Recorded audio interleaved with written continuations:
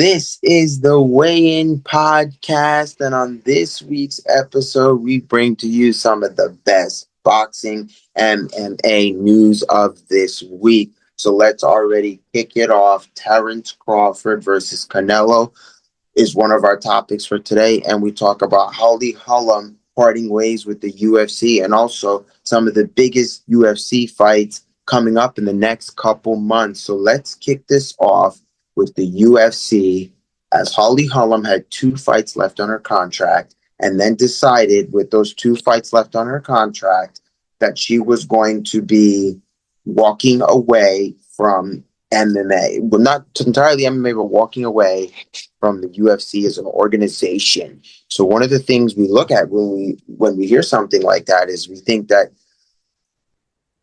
is the UFC, and this is a topic of discussion that a lot of times when I meet MMA people has come up, is the UFC starting to fall? Are they starting to fall from where they were? Because it used to be really big, real like UFC this, that. Like when they had UFC Noches on the night of the Canelo fight, Dana White lost money that night due to Canelo's fight. So is it a clear sign telling us that boxing is getting and gaining more traction than UFC nowadays? And that's something that can clearly be disputed here, because it's whether on certain nights, you understand, on UFC Noches, they were wanting to look at the Canelo fight more than they wanted to see the UFC event. So with that being said, it totally gets us into a mood where we know that things are going to be moving in a way forward where we think boxing is thriving. With that being said about the boxing thriving news, Tyson Fury has announced retirement, which means Anthony Joshua's 2025 almost dream of fighting Tyson is probably and most likely not going to happen, with Tyson Fury going out there and saying he's done. But with that being said, that doesn't mean it isn't off the board. You know how there are many of boxers that say they're going to retire, and the next thing you know, they take one more fight. So it could be possible for that matchup, that marquee matchup, to be made. But as it looks as of right now, Tyson Fury says he's going to retire. That's it. He's retiring from boxing. So as of right now, Anthony Joshua may or may not be able to live and get his dream done the way he wants. With that being said, we're here on the way in and we're going to break it down. I think that, Anthony Joshua and a Tyson Fury fight, I think Anthony Joshua is looking at this as a potential marquee matchup because he knows he can get in there and he can get his business done. He can get his business done, and that's why he wants to take the fight. But you're looking at Tyson Fury, who's fresh off of losing again, and says, I don't really want to continue to box here anymore. And that is a soluble thing to be said by Tyson. You lose, you're not the pinnacle anymore. And when you're not on top, you say you learn when to hang it up. And that's one way to go about it. So with that being said, boxing news, that's the run around with boxing. There has been no news on a Jake Paul scheduled fight. So at this point in time, Jake Paul has not scheduled another fight. So that's something we can kind of go in there and get you to let you know. There has been no Jake Paul scheduled fight. But the news here is that not about Jake Paul. It's that the news here is really more about Canelo versus Terrence Crawford. I know on this channel we have talked about it before, a potential matchup with Terrence Crawford versus Canelo. And, it has come back into the news because I think they're near very close, Terrence Crawford and Canelo. And I think that's going to be a good marquee matchup. That's going to be a good fight. And the reason that's going to be a good fight is because Terrence Crawford is a really good craftsmanship for a boxer. When he's on the top of his game, he can break down the boxers. And one fight that's due to be noticed here is that when he faced Earl Spence Jr., if you've seen that fight, if you haven't, I would suggest going and taking a look at it. The way he broke down Earl Spence Jr. round by round definitely tells the story that he's got it. He's got what it takes to do what it needs to be done here. He's got it. He's got what he needs to do. He's got what he wants to do at this point. He's got everything he's able to do and everything he wants to do, because that was why he was able to go through there and make Terrence and make Earl Spence, make Earl Spence Jr. looked like he wasn't even ready to be in that ring. He looked like he couldn't even stand a chance in there with Terrence Crawford. And now he takes his craftsmanship over to face Canelo. And I think this is a fight where Canelo's got to say to himself, is this something Canelo could win? Because, yeah, Canelo, he has been undisputed. He's a great boxer. Definitely one of the top names up there. But Terrence Crawford has a true craftsmanship that if he brings it that night and he's able to break Canelo down round by round, some could easily say Terrence Crawford stands a chance against Canelo. And, here on the way, and we're going to call it here first, like we always do, I think Terrence Crawford stands a chance. I think if Crawford comes in and does his best fishing, as he says, it's crawfish season. So if Terrence Crawford does his best fishing here, I think there's very well good to be said that Terrence Crawford may possibly be able to go in there and finish Canelo. I'm not going to say he's going to knock him out, but he can go in there and get the win for that event and for that to be moving forward. Another news, as we're going to bring up here on the weigh-in, as we always do, one of our close buddies who used to train, was very close with our trainer. We trained, I trained at Park Elite Boxing Academy. We were under the owner, Percy Galino. Percy Galino's boxer very well. Jamal Tawley is now making his pro debut. So, he was an Olympic prospect. Jamal Tawley was a big Olympic prospect. I bring it up because it just popped into my head now that Jamal Tawley is going to be doing his debut, and he was a big Olympic prospect. Did not make the Paris Games, but that's not the point. The way he was knocking guys out, and you see his fights, it was like shots left and right, and the way he was able to take down and break down his opponents, I think that his pro debut, I think that the weight class needs to be on notice. Jamal's coming for you. And I think he's going to do exactly what I believe he's going to do, and that is finish his opponent for his pro debut. I think if you're getting in the ring against Jamal, you shouldn't say to yourself, he should be afraid of me. You should be afraid of him. This is a boxer that has been at the Olympic level and knows what he's doing, has met multiple people, trained with multiple people, has trained with multiple greats. And now you're going to tell me that that's the guy that's not going to get the finishing done? No. I think that Jamal is going to get the finish. So why don't we go ahead and go into a little more details on that event, just to let you, as the viewers, know, so we can you'll know when you'll get to hear about that, on whether he's won, whether he's not, on the way. And we will always update you on what has happened. So we'll get it done for you now. The event will be taking place February 15th, and it'll be in Lincoln, Nebraska. So, and this is a fight for Jamal that I think he's going to win. I think, as they call him, his nickname, No Mercy, Jamal No Mercy. I think he's ready. I think he's going to do it. I think this is it for Jamal. So I think Jamal's going to get out there and do what he's got to do, and to do some of the things that need to be done. One of the things that we were going across in a few, of the things as I talk with my buddies, a few of my friends, we were going across, is Bellator MMA as a promotion done? Has it been forgotten? Is it no longer going to be the promotion? Because when I was growing up, it was all about Bellator. Those guys were always fighting Bellator MMA, and now you barely hear about it. So is Bellator on its way? Is the brand, quote unquote, dead? Where has Bellator MMA put itself, and what is something that Bellator MMA can do at this day to thrive themselves? Because in the MMA market, you got Dana White that used to have most of the best guys. Then PFL started and it took Anthony Showtime Pettis. It started taking good boxers that good MMA fighters, that used to be under Dana White, and he starts to lose his guys. And the problem I see with the UFC, and it's not a bad problem, but it's one of the problems I see, is you're seeing a lot of 2s and 3s of fights.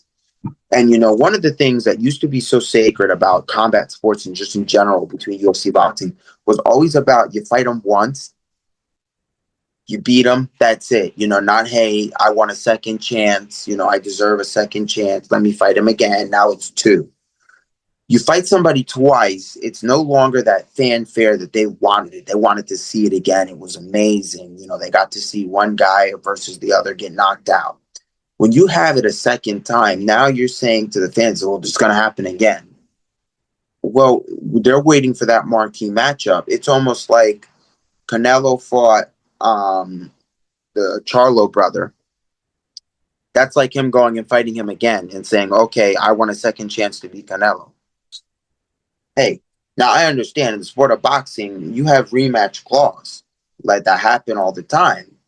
But, I'm seeing it more common in this MMA to have fight two after three after two. I understand Canelo fought GGG twice, but you understand that's different. You tied the first one. You didn't get a winner. When it goes to almost a tie at the end, then that's different. You want to get that winner.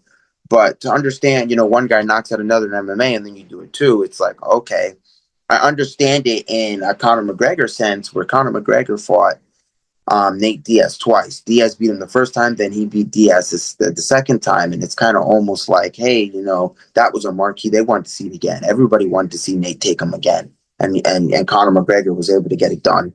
And that's one thing you can sit there and say is, do these twos and threes affect? Are they affecting the combat sports? Is that something that you feel you as guys you can go in and weigh in on this one and see how you feel about it, because here at the weigh-in we feel I don't think there should be that many twos and threes. Line up marquee matchups, and marquee matchup is not always a 1 and 2. Going twice, fighting twice, a number two fight. Now, another recent news, we heard that Dominic Cruz confirmed that UFC Seattle will be his last fight. So that's another thing that's pretty good. When I was in high school, I always heard about Cruz, and growing up hearing about Dominic Cruz, and see that he's finally gonna hang it up is something definitely going to be real interesting. Definitely going to be, I hope he goes out with a bang, as everybody says. You always want to go out with winning. So when we go over this month and February's UFC schedule, I think the good thing to be noticeable here is they got UFC 311, could be real good, but that's another number 2, like I talked about, that number 2 fight. But when we go from there and we head into February, we're going to talk February's lineup. February is stacked. Now, let me tell you why. We got Adesanya on February 1st. February 8th, we got Duplessis and Strickland 2. I don't agree with 2s, but it's coming again. On February 15th, now we don't have a big fight, so that doesn't add to it. That February 15th, Rodriguez versus Cormier. And sorry if I mispronounce any of the names. And then February 22nd, we've got Cejudo-san. So we've got that Henry Cejudo coming back and doing it again and fighting again. And then you've got a lot of guys on that card like Dominic Cruz. Some of these cards are absolutely stacked in this sense, and it's really good to see a lot of that stuff that's going on with those cards that they're stacking them up in the UFC. They're stacking them up to the point where they want to get stuff done. That's things that they want to get done. And another conversation we're having throughout the week, the past last week and coming up to this week, Devin Haney on a rematch against Ryan Garcia. Who do you have? Do you still have Garcia winning, or do you have Haney taking it in a rematch? That's a real good question to ask yourself. What do you have in a rematch against Devin Haney, Ryan Garcia? I think it would definitely be an interesting one. The stance of the weigh-in on this one, I believe, is if Devin Haney boxes different from his last fight and tends to box his fight, and that's more getting into, getting his punches in there, getting his jabs in there, taking control of the ring, and, making sure you put him in the corner, and you make sure you have him on the ropes and him in a position where he's not well, to where he can continue on with his fight. And I think that that's something safe to be said here. Is that, if Devin Haney boxes a different fight than his last one, he stands a chance. He stands a definitely an event where he can possibly move on or be better from what he was before. So I think that's one thing that's causable, deniable, that we could easily say there on that matchup. But just to close out our UFC segment, I guess at this point, it's just to close out our UFC boxing with basically getting to the big marquee Canelo Crawford. Basically, in another sense, I think that there are some good matchups coming up in these next couple of months. I think they're doing a lot of the good stuff. I think boxing's moving in a way forward that we would like to see, and I think that's good for both sports. But I think that here, the way I'm seeing that, I think it's boxing. I feel like it's boxing that's the bigger sport right now moving forward. With that being said, Terence Crawford versus Canelo, we've already dabbed a little bit on that, and we touched a little bit on how we feel about that Terence Crawford-Canelo potential matchup. And one of the things I'm going to say here is in that Terence Crawford and Canelo potential matchup, I think it's Crawford. It is Crawford if he goes in there and he does what I think he's going to do. I think he's going to go in there and he's going to use his precision and his true craftsmanship to go there and break down Canelo round by round. It's not going to be easy to break down Canelo, but I think if Terence Crawford gets in there and breaks down Canelo, he very well can beat Canelo. If he goes in there and does exactly what he did to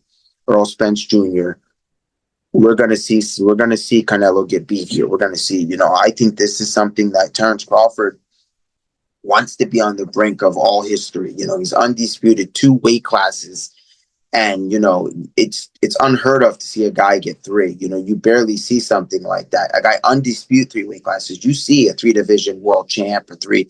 You see stuff like that, but you don't see a guy undisputed 3 weight classes. So I think for Crawford, I think to take Canelo's belts and move forward and get the last belt and undispute that entirely, because Canelo right now is not undisputed due to the fact that he did not want to fight, I believe it was the IBF belt. I'm going to double check that for you right now so I can give you viewers the best answer, so we could know what happened here. So basically, Canelo was asked to defend his belt, and he did not want to defend it against the opponent they gave him. Boxing is a money world, same thing like UFC. So it wasn't going to be a money fight. I don't think the fight was going to make money. It was probably going to run straight through him. So the IBF and decided to strip him of the belt. So it indeed was the IBF belt. So the IBF belt was stripped from Canelo, which means he is no longer undisputed. And that reason is because they, as a commission, there's a lot of times they will give you a fight. They will say, this guy's the number 2. He deserves to fight you. And as a fighter, you have a choice. You fight the guy or you take the risk and get your belt stripped. And what happened was he did not want to take the fight and instead decided to go ahead and let his belt be stripped. And I think that was just, he was lining up a money fight. And it's just better for Canelo. In the boxing, you got to make money. The commission could tell you this guy's somebody you need to fight, but is this guy somebody that's going to make the money for you? Is this guy going to line up a big money fight? Is this somebody that's going to do something that's going to provide you as a boxer a better payday? No, it wasn't. It wasn't a guy that was going to do that. He wasn't going to be providing a better payday for Canelo, and that's why he allowed. Well, I say that's why he allowed, because he didn't schedule that fight. That's why he went through with his belt being, his IBF belt being stripped. And with that being said, if Terence Crawford is to beat Canelo, take the belts he has, and then go ahead and get that IBF, I think he's very well the guy to undispute a 3rd weight class, to make sure a 3rd weight class has been undisputed. And that is one thing I think that is good for Terence Crawford. Because I think Terence Crawford is a great boxer. When you see some of his fights, he gets after it. It's a true craftsmanship. where Terrence Crawford is very precise in the way he does some things. I think another thing about Canelo is there's a lot of matchups that I think he's been running from. One of them is that David Benavidez.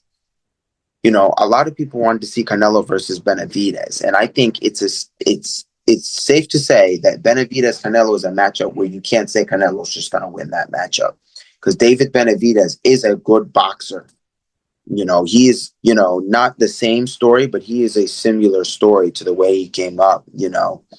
There's similar stories to how they built, not in the terms of, okay, he turned pro, in terms of like a life sense, how, Canelo was almost bullied, and how David Benavidez, I believe correctly, was almost bullied as well. You look at, like, they're in the same sense. They say, oh, they were almost picked at in a sense. And I think there's similar stories, to an extent. And that's why I say there that, like, Canelo is a person, if he gets in there with David Benavidez, I don't say Canelo wins that fight. I don't say Canelo's got David Benavidez. I don't say it's in the bag already, that, like, oh, it's over. Benavidez, Canelo wins that fight. No. I think if David Benavidez comes in there and boxes a different fight and boxes differently, like everybody said Devin Haney was going to take out Ryan Garcia, and look what happened. Amidst even Ryan Garcia and some of the other news that went around that fight, but look what happened. At the end of the day, look what happened. It's the same thing when they said Ryan Garcia was going to go in there and beat Tank Davis. Look what happened. So you kind of got to say, just because you think Canelo's the better, bigger guy and could possibly be the better one to win that fight, that doesn't mean that David Benavidez isn't going to go in there and show him what Benavidez is all about, if you know what I mean. You feel me? And that's why I think David Benavidez Canelo is another big marquee matchup to be done. I think that in this day and age, Canelo's got some good fights that he could possibly line up. And I think lining up Crawford, let's go ahead. Let's line up Crawford. Let's see what happens. Now, after that, let's line up that David Benavidez fight. And now let's see what Benavidez is going to do to you. Let's see if you can last David Benavidez. Can you stand David Benavidez? Can you get in the ring with David Benavidez? And most of you would say, well, Canelo's the world champ. Yeah, Canelo's the world champ, but sometimes the challenger can be bigger than the world champ. Look at the difference when the guys come in. A challenger has nothing to lose. You go in there, you lose, hey, you lost. You win, you got those world titles. You've got your one chance. Recently on Netflix, I saw the George Foreman film, and the one thing they said that stuck with me was, when you fight for the title, he said, the air is different. The lights shine different. Something like that, similar to that. So, I think that goes across in any sport. It doesn't just have to say it goes with boxing or MMA. That's any sport. When you're in that championship, the air is different. The atmosphere is very different. The way the lights shine almost are different. The way everything looks at you different. Everything feels different. From every aspect and all. And that's the one way to get big about every aspect that is going across, is like everything's different. It's not simple. It's different. The morning you wake up, even if you have a coffee, it's different. It feels different. And that's why, when you're fighting for a belt, a world title, a state title, a national title, even a tournament, winning a tournament, it feels different. When you go in there and you say, okay, this boxer is a 3-time state champion, and you go in there and you say he was a 3-time state champion. He was a great amateur. And you go in there, you knock him out. What's that to say about you? You're a 3-0 guy and you fight a 6-0 guy, and you make yourself 4-0 and you make him 6-1. What does that say about you? That you can stand with the guys, that you can go in there and take the hard fights, that you can challenge yourself because you have a better belief in yourself.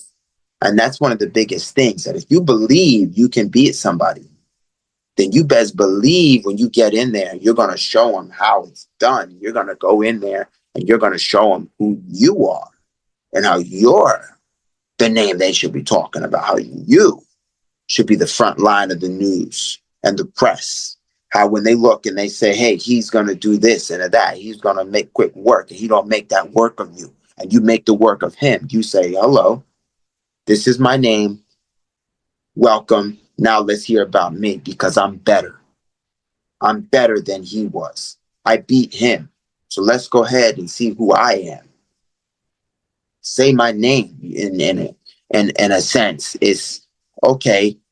This guy's got two belts. He's the WBA and the WBC.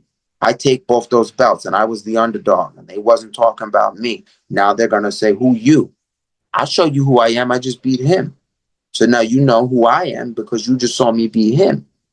So it's all about, just because they don't know who you are, but that doesn't mean you can't prove yourself yet. That doesn't mean you can't get out there and tell them, this is who I am. Just because they think, oh, before when he fought, he wasn't that good, he wasn't this, he wasn't that. It doesn't matter. Because when you in that ring, all that matters is you and your opponent. Like they said in the George Foreman film movie, only person that matters in that ring is you and your opponent. Not what news is covering it, not what station it's on, not anything else. Only thing that matters is you and your opponent. Not how many times he has had the belt, how many times he's defended the belt, not how many times, how many rounds he's knocked guys out, how many rounds he could last. Only thing that matters is you and your opponent. And that's what we're going to go off. Thank you all for coming on this week's weigh-in episode on Tuesday. So as this is it, as we are getting this recording out for you guys, as I like to say, this is the proud moment for me. This is my third episode recording in a row. We're going to keep it going. So we got a 3-episode streak, and we're going to keep it going bigger and bigger and bigger for you guys as the fans, so we can grow and become better. Welcome on this week's weigh-in. We'll catch you in the next one.